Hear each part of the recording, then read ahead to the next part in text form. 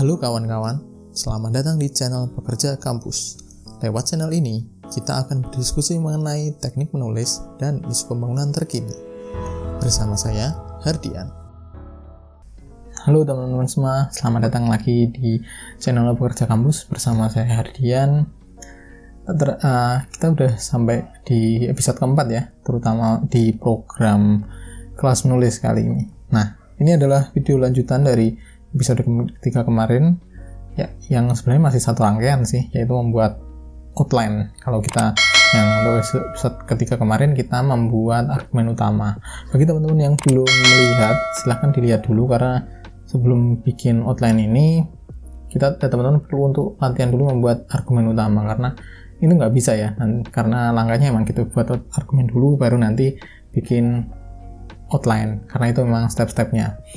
Nah, ini masih dalam tahapan membuat isi, terutama di pra penulisan ya, yang masih istilahnya, kalau gampangnya di istilahnya itu kayak bikin coret-coretan dulu lah ya, bikin sketch-sketchnya lah, ini nanti isinya bentuknya apa, mau kemana, apa aja yang dibahas, kayak gitu, itu di tahap itu. Oke, nggak usah lama-lama, mari kita mulai untuk di sesi kali ini, membuat outline. Nah, teman-teman mungkin masih ingat ya, kemarin di pembuatan argumen utama, bagaimana cara kita membuat argumen utama itu gampangnya adalah kita mulai dengan membuat sebuah pertanyaan yaitu. Nah, di sini saya akan langsung membuat outline beserta contoh. Saya ingatkan lagi, ulang-ulang lagi, tidak capek-capeknya saya ulang, peran pentingnya sebuah outline. Outline itu, kalau kemarin argumen utama itu adalah jantung, outline itu adalah kerangka dari tubuh tulisan, ya kayak tubuh kita ini. Tanpa ada kerangka ya teman-teman mungkin akan nggak kebayang ya, nanti tubuh kita itu jadinya kayak gimana, semua adanya daging dan organ-organ kayak gitu, yang mungkin akan nggak berbentuk, yang memang kayak fungsinya nanti tidak bisa bekerja secara maksimal gitu. Nah, oleh karena itu peran outline ini juga sepenting itu, sama dengan kayak argumen utama tadi. Nah, kita mulai seperti kemarin, membuat argumen utama kita mulai dulu dengan membuat pertanyaan. Di sini saya kasih contoh, langsung nanti saya buatkan, itu adalah tentang setuju nggak sih Anda soal kebijakan pembangunan atau strategi pembangunan pariwisata di Yogyakarta itu membawa kesejahteraan bagi masyarakat. Kenapa nih kok saya tiba-tiba mengangkat isu ini? Ya karena pertama memang saya basisnya tinggalnya di sini, dan juga Jogja ini memang akhir-akhir ini pariwisatanya cukup menarik ya, meningkat tajam kayak gitu. Banyak coba aja di weekend teman-teman yang tinggal di Jogja itu jalanan mulai pada macet, dan mulai banyak bermunculan destinasi wisata baru di sana sini kayak gitu. Nah, dan pemerintah juga memang mereka berusaha dengan getol untuk memfasilitasi, membuat berbagai macam kebijakan dan strategi kebijakan. Apa sih bedanya kebijakan sama strategi kebijakan? Nah, gampangnya kalau strategi itu kan kayak instrumen secara keseluruhan ya, secara luas kayak gitu. Jadi ada beberapa kebijakan yang memang bertujuan untuk ini. Kalau kebijakan kan cuma satu aja, misalkan kebijakan penanaman modal, kebijakan penghentian pembangunan hotel kayak gitu, itu cuma satu. Kalau strategi itu ada banyak kebijakan dan banyak tindakan lah ya. Kebijakan kan cuma peraturan ya, kebijakan itu juga tindakan dari pemimpin daerah kayak gitu, dan sikap-sikap pemerintah daerah kayak gitu. Oke, kok terlalu luas, kita kembali ke situ tadi. Nah, setuju nggak sih Anda, saya tanya kepada teman-teman sendiri ya, setuju nggak Anda itu bahwa strategi pembangunan pariwisata, mungkin nggak cuma di Yogyakarta, di tempat kalian juga, itu membawa kesejahteraan atau membawa dampak kesejahteraan bagi masyarakat? Sepakat nggak sebenarnya? Nah, tentu ya dari pertanyaan ini akan muncul banyak tanggapan. Ada yang sepakat, ada yang nggak sepakat, kayak gitu. Ada yang belum tentu kayak gitu. Nah, sebenarnya bagus sih kalau teman-teman bisa menulis sebuah isi yang belum tentu. Jadi ada prasyaratnya kayak gitu. Dia akan menjadi positif, dampaknya akan menjadi positif kalau ada ini. Dia akan menjadi negatif kalau ada ini. Oke, itu memang itu yang bagus, itu itu levelnya itu udah bagus lah. Tapi kita mulai yang paling dasar dulu, ada yang kontra sama pro tadi seperti biasa.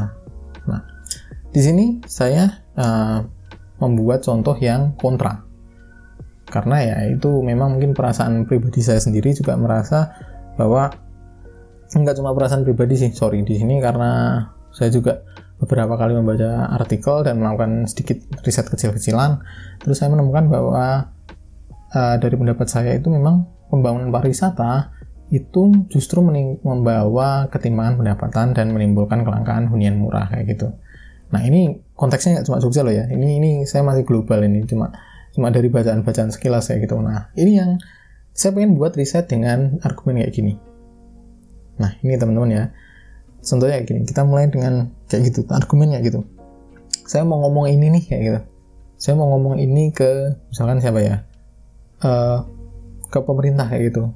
Saya misalkan mau bikin sebuah program policy brief kayak gitu, memberikan pemerintah, tapi saya perlu membuat tulisan yang bagus nih kayak gitu. Nah, akhirnya ya udah kita bikin dulu gimana caranya gitu. Nah, akhirnya kita bikin ini tadi, atau membuat sebuah tulisan ya untuk nanti dimuat di koran-koran ya, di Kompas, Tirto, Tempo dan lain sebagainya, tulisan opini kayak gitu ya, biar dibaca banyak orang, biar orang-orang mulai paham kayak gitu tentang pembangunan ini dampaknya apa sih, atau pembangunan ini arahnya kemana sih, pembangunan pariwisata ini kayak gitu. Itu menurut pandangan kita kayak gitu.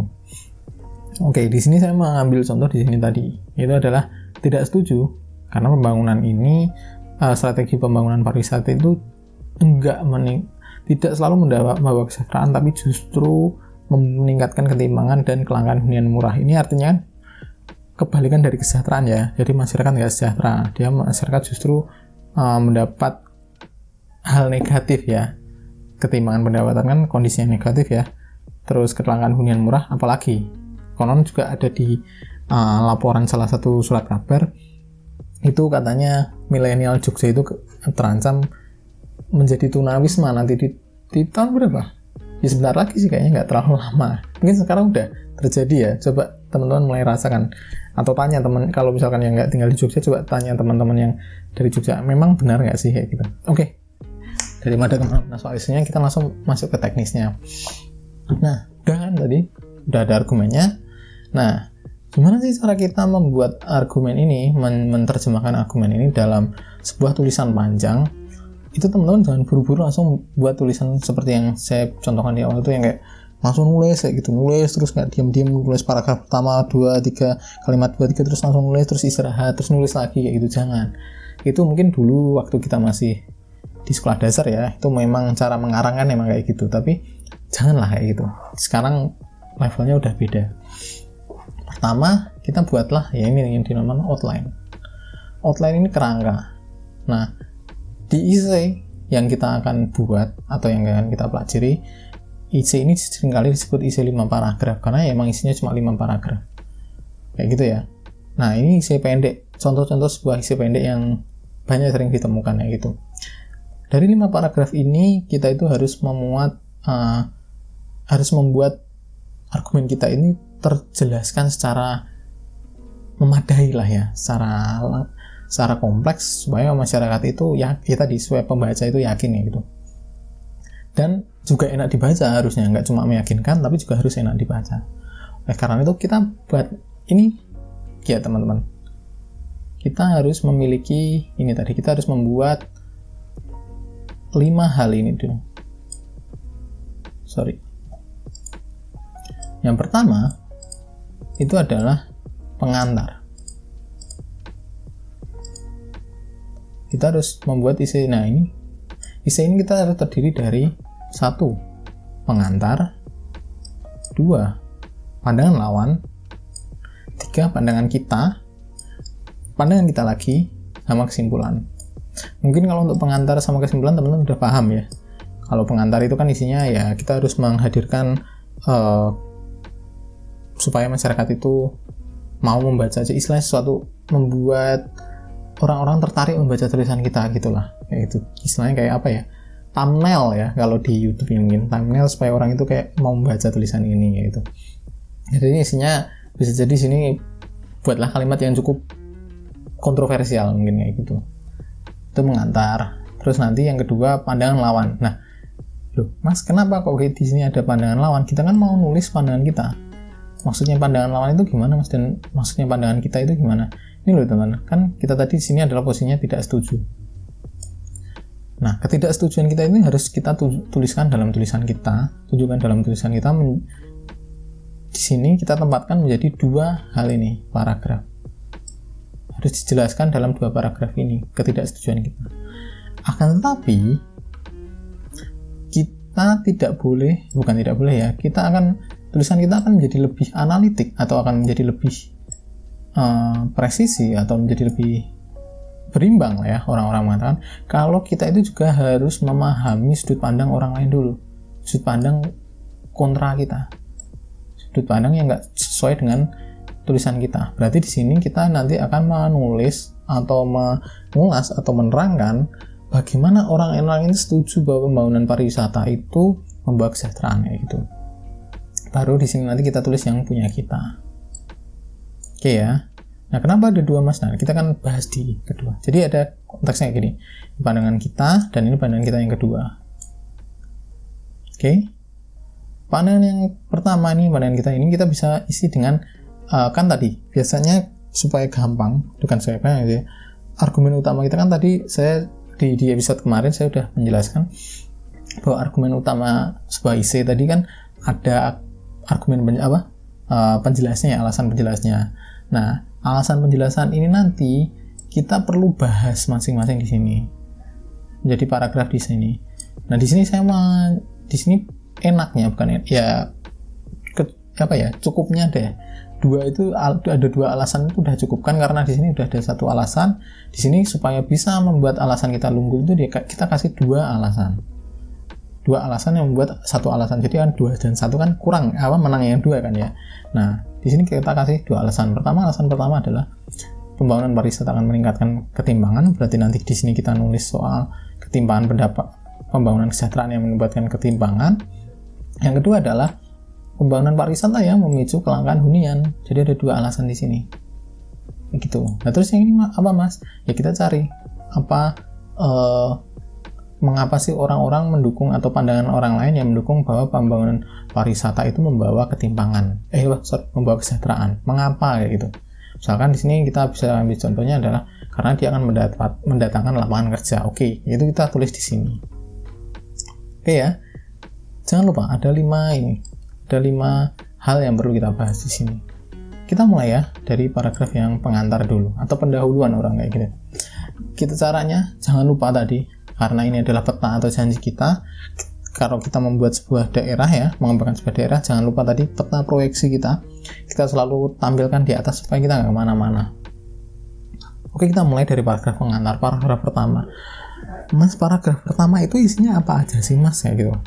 Nah, paragraf pertama itu umumnya itu terdiri dari 4 kalimat ya untuk isi pendek ini.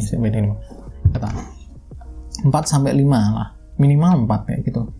Isinya apa aja? Pertama adalah soal urgensi tulisan atau perdebatan isu atau pandangan pro kontra, atau kita menunjukkan ke masyarakat bahwa ini loh orang-orang itu sedang meributkan ya gitu. Orang-orang itu sedang memperdebatkan masalah ini.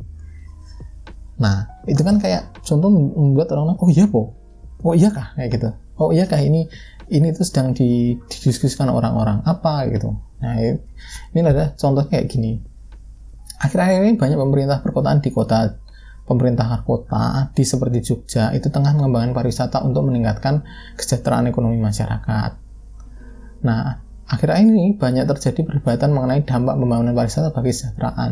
Kita bisa pakai yang pertama untuk menunjukkan bahwa ini penting loh, terutama tadi ya untuk kota Jogja ya, karena ini di Jogja sedang terjadi happening. Jadi kita bisa membuat urgensi tulisan itu kayak yang mengapa ini penting ya itu. Karena ini lagi terjadi di sini, atau karena ini sedang digandrungi. Contoh lain kayak gini ya. Misalkan akhir-akhir ini banyak remaja suka menerapkan mulai mengadopsi budaya Korea kayak gitu.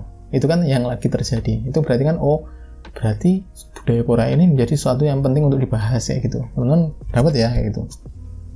Terus yang kedua tadi, soal perdebatan, kita bisa menyampaikan perdebatan di sini. Akhirnya ada yang terjadi perdebatan mengenai dampak pembangunan bagi kesejahteraan bagi masyarakat. Oh, berarti kalau perdebatan ini berarti sebuah masalah. Kayak gini. Nah, mengapa ini penting, teman-teman? Ini nomor satu ini sangat penting. Karena di kalimat pertama kita langsung menunjukkan ada masalah. Mungkin teman-teman yang skripsian, sedang nyusun skripsi terutama untuk di ilmu sosial, seringkali ditanyain sama ketika seminar proposal ya, atau kita berhubungan sama dosen, ditanyain sih, ini masalahnya di mana? Kamu mau riset ini tuh masalahnya apa? Kayak gitu. Nah, fun fact-nya teman-teman, banyak yang nyusun skripsi itu tidak berdasarkan masalah. Jadi kayak berdasarkan ya pengen ada teori terus dikembangin aja. Padahal nggak gitu cara kita bekerja itu harusnya. Cara kita menjadi periset atau melakukan riset itu adalah harus dimulai dari masalah. Karena tugas kita kan tadi memecahkan masalah masyarakat, masalah yang ada di sekitar kita. Nah, masa kita nggak tahu masalahnya apa gitu. Jadi berangkatlah dari sebuah masalah, itu yang paling benar. Itu ya. Yang pertama bikin tadi. Terus yang kedua, kita tuliskan sekilas pandangan lawan di sini. Nah, kenapa kan diselisihkan? Ini ada kayak ya tadi pengantar. Pengantar itu isinya cuma spoiler tok kayak gitu. Kita tuliskan di sini misalkan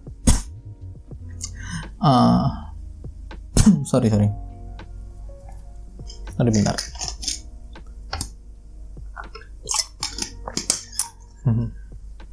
Nah, misalkan di sini Huffman, kita langsung kutip ya, biar langsung ilmiah. Meyakini jika ekonomi daerah akan berkembang melalui pembangunan pariwisata. Nah, ini kenapa orang-orang setuju tadi? Ini pandangan lawan mengatakan bahwa ekonomi daerah akan berkembang. Nah, ini adalah alasan mereka mengatakan bahwa pembangunan pariwisata ini akan mendatangkan kesejahteraan. Terus yang kita berpindah ke kalimat yang ke-3 dan 4. Kalimat 3 dan 4 ini adalah alasan kita, tapi kita jabarkan dalam sebuah kalimat. Misalkan kayak gini. Pandangan kita.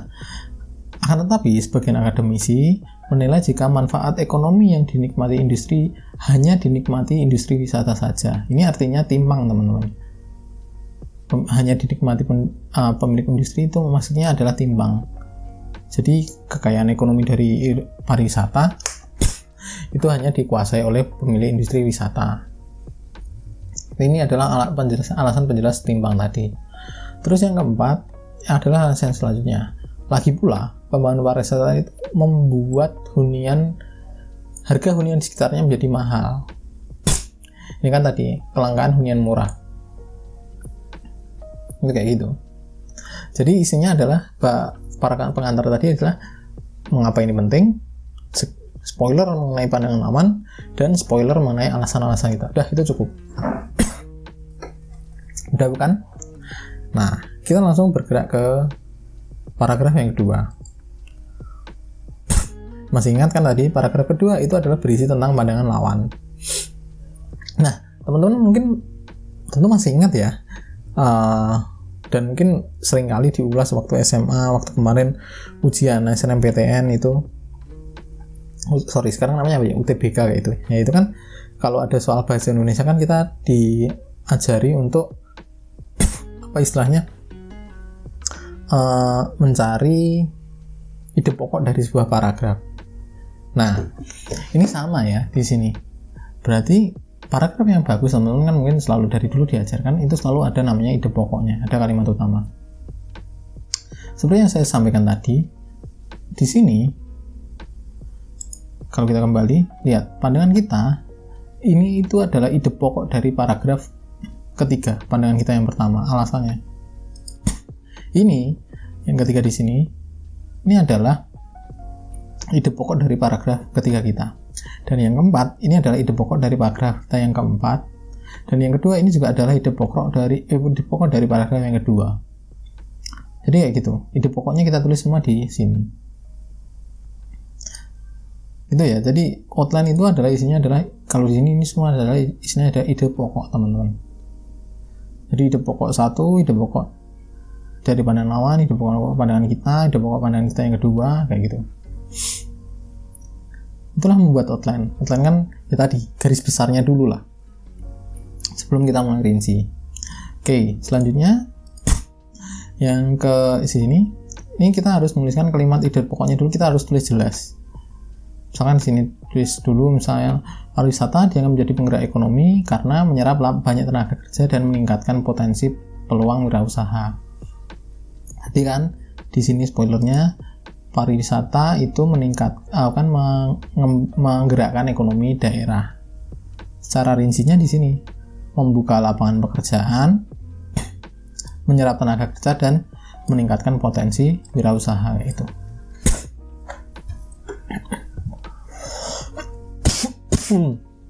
Sorry. Nah kan?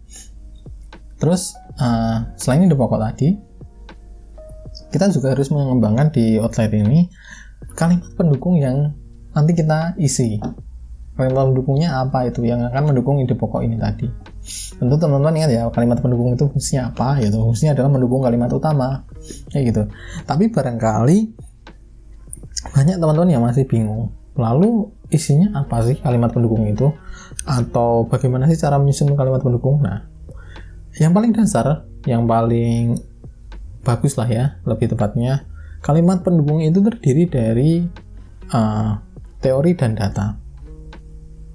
Teori yang mendukung dari ide pokok tadi dan data-data yang mendukung ide pokok tadi, gitu kan ya. Nah, kita carilah teman-teman, susunlah teori dalam 2 kalimat sama data-data dalam 2 kalimat, kayak gitu. Tulis lagi kalimat pendukungnya, kira-kira nanti nulis apa, ini di sini nulis apa. Jadi ini sebenarnya belum sampai sedetail ini ya teman-teman.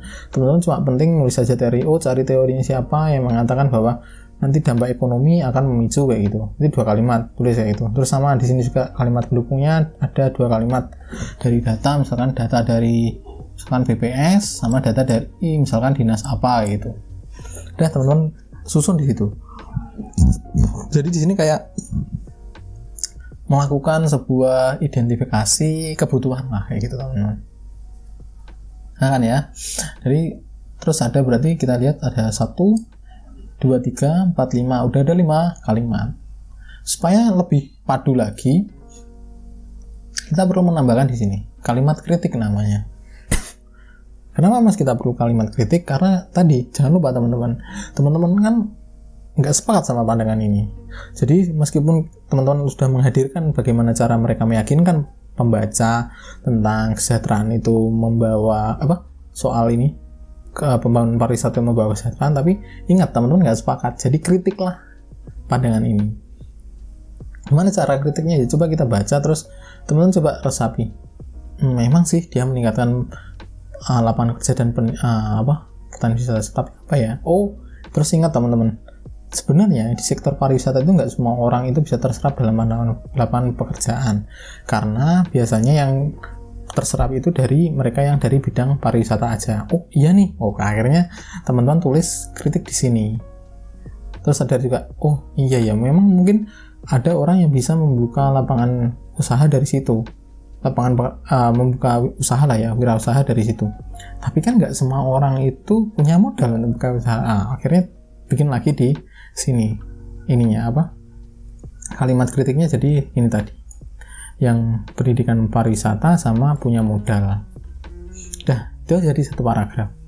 Tapi teman-teman di sini ya saya ingatkan lagi, ini nggak perlu serinci ini, teman-teman cuma tinggal tulis misalkan singkat-singkat pariwisata, terus tenaga kerja meningkatkan peluang usaha, terus ini lagi teori misalkan Huffman, dampak ekonomi, terus pariwisata memicu, dibukanya pekerjaan dan ini. Nah di sini tuh kenapa kok teori itu 2 kalimat? Teori kan teman-teman tuh biasanya berisi soal A mengatakan bahwa ini akan mempengaruhi ini. Itu kan ada argumennya ya, bahwa misalkan di sini kita ambil contoh Huffman menjelaskan bahwa aktivitas pariwisata akan memiliki dampak ekonomi. Itu ada teorinya begitu. Cuma kan kita belum tahu bagaimana itu bisa terjadi. Oleh karena itu di sini membutuhkan namanya penjelasan. Jadi 2 kalimat, ada slot 2 kalimat untuk teori ini adalah berisi teori dan penjelasannya, kayak gitu. Sama juga di data kayak gini. Mungkin ini ada datanya tapi belum dijelaskan, kayak gitu. Dan teman-teman harus menjelaskan. Penjelasannya bisa lebih 3 kalimat gitu. Jadi 2-3 kalimat itu. Jadi nanti paragraf teman-teman bisa misalkan 3, 1 udah ada 7 tambah 1 udah ada 8 paragraf itu akan membuat paragraf tulisan teman-teman jadi padat kayak gitu. Itu kayak gitu ya. Jadi di sini cuma tulis singkat-singkat aja, nggak usah langsung serinci, ini nggak apa-apa, ini cuma contoh aja biar teman-teman ada gambaran. Oke. Nah, lalu gimana untuk paragraf 3, 4? Sama, kita akan lakukan hal yang sama, membuat ini tadi. Tentukan ide pokoknya dulu. Ide pokoknya tadi di sini adalah misalkan perputaran usaha uang itu hanya dinikmati oleh pemilik perusahaan. Oke. Kalimat pendukungnya cari teori, misalkan di sini ada teorinya Gotham. Persebaran ini hanya berpusat di pemilik akomodasi bla bla bla bla. Uang industri asal memperoleh bagian hasil dan dari tentunya dari industri itu yang memperoleh keuntungan mayoritas kan ya tentunya pemilik ya itu. Oke, terus kalimat pendukung kedua, datanya hasil laporan majalah bla bla bla menunjukkan bahwa pemilik hotel biru di daerah ini menjadi orang terkaya nomor 118 di Indonesia kayak gitu. Terus nah, karena teman-teman itu di sini adalah sepakat dengan pandangan ini, kalau yang di paragraf kedua tadi, kita di sini kalimat keempat itu posisinya adalah kalimat kritik. Kalau di sini adalah namanya kalimat pembantah kritik, teman-teman. Nah, memang lucu ya, pembantah kritik. Kenapa demikian? Karena memang tugas kita adalah membantah kritik dari tentang pandangan ini. Tentu ya tadi teori ini, terus orang mengatakan bahwa ini tuh selalu ada bantahnya. Misalkan di sini ya oke lah, memang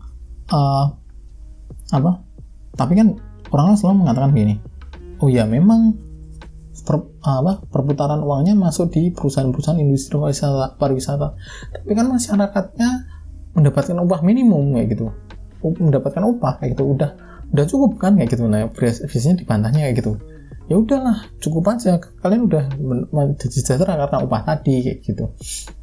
Nah, kita bisa bantah nih, ya memang sih upah, tapi kan kita lihat lagi, karena ada pariwisata, sebenarnya harga-harga di daerah ini semuanya meningkat loh, dan upah minimum itu belum tentu cukup. Oh, ini dijadikanlah, teman-teman buatlah menjadi kalimat pembantah kritik tadi.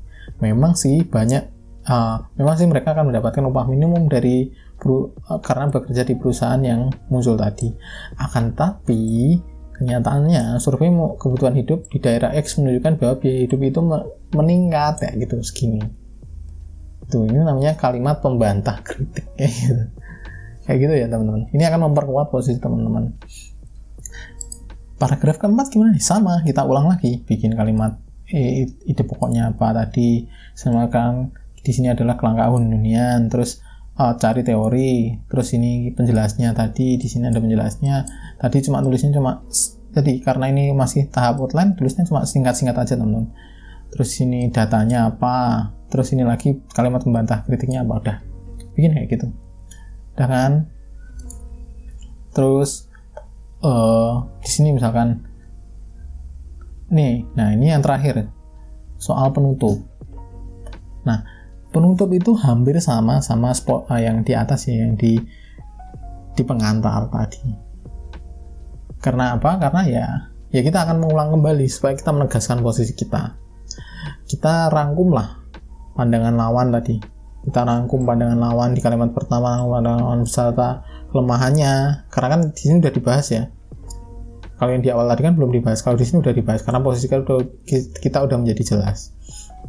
Terus rangkuman pandangan kita dengan pendukung-pendukungnya teman-teman bisa tambahkan rangkuman pandangan kita yang kedua kayak gitu. Terus nah ini saatnya argumen utamanya kita taruh di sini di kesimpulan kayak gitu. Mungkin teman-teman nggak asing ya, kayak kita kemarin membaca artikel jurnal internasional kan hampir mirip ya. Di kesimpulan kemarin argumen utamanya ada lagi kayak gitu. Sama tadi penjelasan secara keseluruhan tuh kita bisa, jadi seluruh isi ini kita bisa dapatkan penjelasannya cuma membaca yang bagian ini tadi teman-teman, membaca bagian penutup tadi, membaca 3 kalimat awal penutup tadi. Ini kayak gitu, cuma disini udah cukup, udah bisa mengerti artikel ini. Semakin mudah teman-teman, semakin cepat tulisan teman-teman itu dipahami oleh pembaca, semakin bagus tulisan teman-teman. Itu yang saya sarankan. Nah, terus yang terakhir di bagian penutup itu selalu ada orang menyebutnya saran sih, tapi saya nggak sepakat saran, karena kita akan lebih menyebutnya sebagai implikasi ya gitu. Kenapa implikasi? Kalau saran itu apa ya, belum tentu menjadi sebuah konsekuensi logis. Konsekuensi logis itu maksudnya oke, karena udah ini masalahnya kayak gini, mau nggak mau langkah yang harus dilalaikan itu adalah ini ya gitu. Jika karena misalkan di sini kita ambil contoh pariwisata ya, karena pariwisata itu membawa masalah dampak negatif, berarti mau nggak mau strategi pembangunan ke pariwisata harus dievaluasi ulang kayak gitu. Bedanya kalau saran ya, saran tuh kayak gini. Terus kita udah bahas kayak gini, terus kita kasih saran. Oleh karena itu, sarannya adalah coba buat apa ya? Tiba-tiba suruh buat misalkan buat misalkan bukan objek sobat buat sumber ekonomi baru kayak gitu. Jadi nggak ada hubungannya nih soal ini. Saran itu biasanya nggak berhubungan sama apa yang udah kita bahas tadi. Kalau yang implikasi itu pasti ada hubungannya. Kalau kesimpulan kalian begini, lalu apa sih yang kalian harapkan, istilahnya apa yang kalian harapkan dari argumen yang kalian tulis tadi atau tulisan ini tadi, what the imply-nya dari kalau kita baca kemarin ya, itu kayak gitu. Oke, gampang bukan cara membuat ini? Nah, teman-teman jangan lupa, ini tadi nulisnya singkat-singkat aja ya, jangan langsung komplit ya, ini nggak perlu, karena ini masih tahap membuat outline seperti yang saya bilang kemarin. Nah, ini dia. Nanti habis ini silahkan teman-teman coba ya membuat outline-nya. Silahkan buat, nanti teman-teman terus bisa kirimkan ke saya untuk outline-nya. Bisa email atau bisa email ke email yang sudah ada di sini, atau untuk yang teman-teman di perkuliahan bisa langsung dikoordinasi kayak gitu untuk cara bikin outline-nya. Nah, teman-teman jangan lupa untuk membuat outline ini sama argumen utama kemarin itu tuh waktunya itu terbatas ya. Itu cuma kan kalau waktu untuk membuat isi itu 40 menit, waktu untuk membuat argumen utama sama outline itu bisa dikatakan cuma 20 menit teman-teman. Karena udah setengah tadi. Nah, nanti 20 menit sisanya kita gunakan untuk mengisi atau menyempurnakan outline tadi menjadi tulisan yang sempurna, tulisan yang lebih komplit ya gitu ya. Jadi ini cuma 20 menit teman-teman, kegiatan membuat outline sama membuat argumen tadi. Oke, itu saja teman-teman untuk materi kita hari ini. Semoga teman-teman memahami apa yang saya sampaikan, dan jika ada yang masih dibingungkan, jangan segan-segan ya untuk komen di bawah, langsung tanyakan, nanti akan segera saya balas ketika saya membaca tulisan teman-teman. Itu saja mungkin dari saya. Terima kasih telah menyaksikan video ini. Kalau teman-teman menganggap video ini bermanfaat bagi kalian, silahkan klik tombol like atau suka, dan kalau menurut teman-teman video ini juga bermanfaat bagi yang lain, jangan lupa untuk menyebarkannya ke yang lain. Itu saja. Terima kasih teman-teman atas partisipasi lagi, kehadirannya dalam video ini. Oke, sekian dari saya. Sampai jumpa.